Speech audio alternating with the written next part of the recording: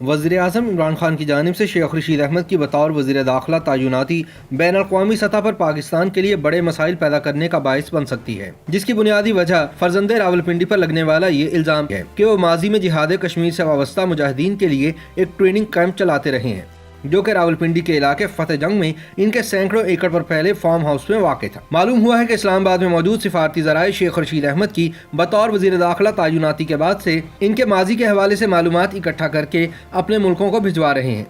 सिफारती हलकों को Jammu Kashmir liberation front के रहनुमा यासीन मलिक की मैरिट होटल इस्लामाबाद में की जाने वाली वो तकरीर नहीं भूली, जिसमें उन्होंने इंकशाफ किया था कि वह माजी में शेख रशीद के रावलपिंडी वाले ट्रेनिंग कैंप में मेहमान बनकर ठहरते रहे हैं, जहां पर कश्मीरी मुजाहिदीन को अस्करी तरबियत दी जाती थी। इसी पस मंजर में 27 जून सन 2012 को शेख रशीद अहमद को इमिग्रेशन स्टाफ ने अमरीका के ह्यूस्टन एयरपोर्ट पर रोक लिया था।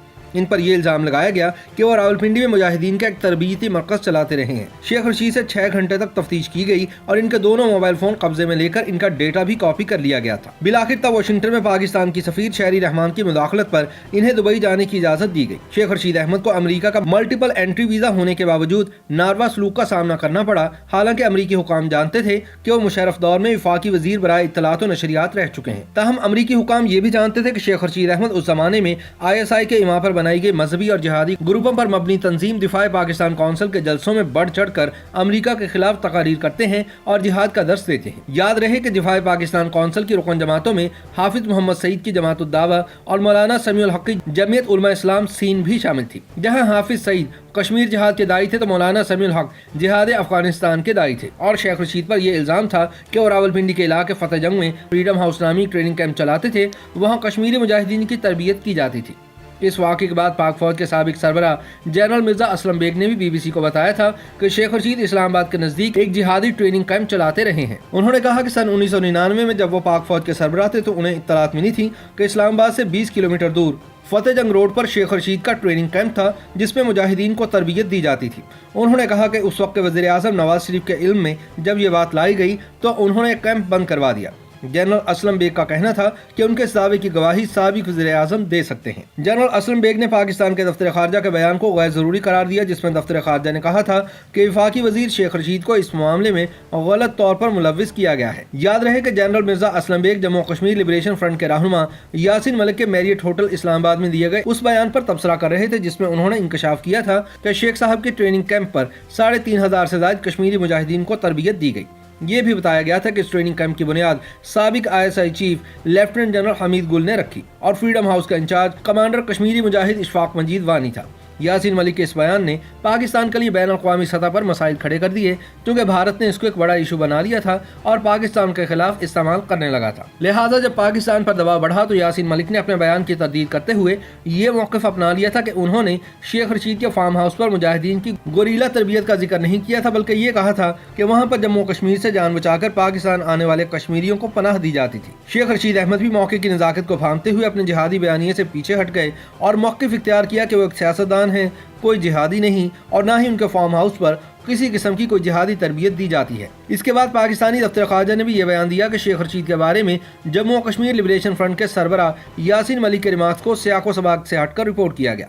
इससे पहले हिंदुस्तानी वजारत खारजा ने इन खबरों पर शदीद तशवीश जाहिर की कि पाकिस्तान के वज़ीर इत्तलात शेख रशीद ने कश्मीरी शिद्दत पसंदों के लिए मुबैना तौर पर तरबीती कैंप कायम किए थे।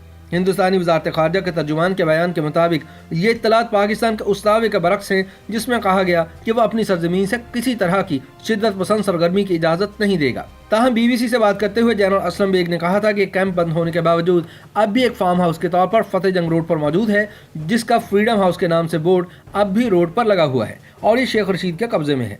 असलम बेग का कहना था कि शेख रशीद को या हुकूमत को अब ये बात छुपाने की ज़रूरत इसलिए नहीं क्योंकि ये 15 साल पहले का वाक़या है। ख्याल रहे कि यासीन मलिक ने बताया था कि सन 1988 से सन 1991 तक शेख साहब के कैंप में 3500 कश्मीरी हुर्रियत पसंदों को जिहादी तरबियत दी गई।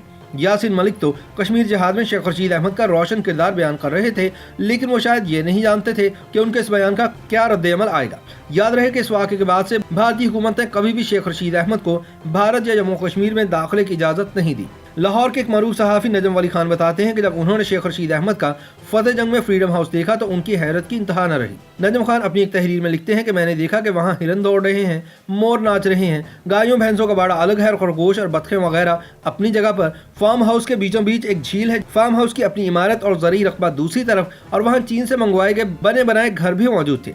हर घर की मालियत लाखों रुपए है। नजम वली के मुताबिक शेख साहब के फार्म हाउस पर एक तवील लंबी गार भी है जिसके अंदर बिजली के कुमकुमों से जगमगाते कमरे और तवील राहदारियां ही नहीं बल्कि कीमती लवाजमात से सजे बाथरूम तक बने हुए हैं। इस गार को ठंडा रखने के लिए इसके ऊपर आबशानें गुजरती हैं। वो कहते हैं कि इतना खूबसूरत फार्म हाउस शायद ही मैंने कभी देखा हो। नजम वली खान तंज करते हुए कहते हैं कि मुझे इनके फार्म हाउस का नाम बहुत खूबसूरत लगा, फ्रीडम हाउस, यानी हमारे अवामी सियासतदान शेख रशीद अहमद को गुर्बत से आज़ादी दिलाने वाला घर।